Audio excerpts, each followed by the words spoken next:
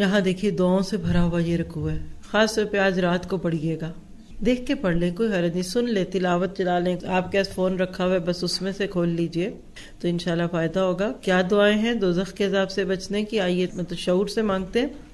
ربنا ما خلقت ھذا باطلا سبحانک فقنا عذاب النار ربنا انک من تدخل النار فقد اخزیتہ وما للظالمین من انصار۔ پروردگار تو نے یہ سب کچھ بے مقصد اور فضول نہیں بنایا، تو پاک ہے اس سے کہ عبث کام کرے، پس اے رب ہمیں دوزخ کے عذاب سے بچا لے۔ تو نے جسے دوزخ میں ڈالا اسے در حقیقت بڑی ذلت اور رسوائی میں ڈال دیا، اور پھر ایسے ظالموں کا کوئی مددگار نہ ہوگا۔ اللہ تعالی ہم سب کو دوزخ کی، جہنم کی فکر لگا دے۔ اے ہمارے رب، ہم نے سنا کہ منادی کرنے والا بآواز بلند ایمان کی طرف بلا رہا ہے کہ لوگو اپنے رب پر ایمان لاؤ۔ ایمان ہے دعاؤں کی قبولیت کا نسخہ۔ بس ہم ایمان لائے، یا الہی اب تو ہمارے گناہ معاف فرما اور ہماری برائیاں ہم سے دور کر دے اور ہماری موت نیکوں کے ساتھ کر دے۔ عربی میں بھی مانگ لیتے ہیں، غلطیوں سے درگزر کرنے کی دعا۔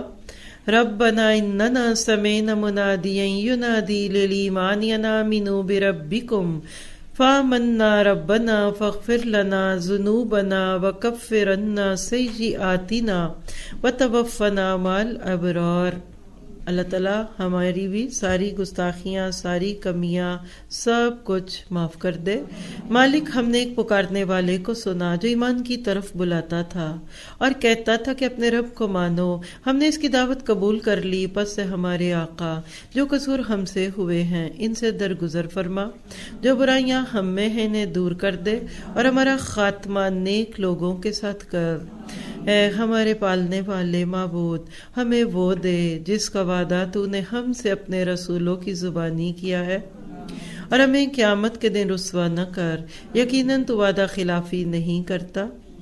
ربنا وآتنا ما وعدتنا علی رسلک ولا تخزنا یوم القیامت انک لا تخلف المیعاد۔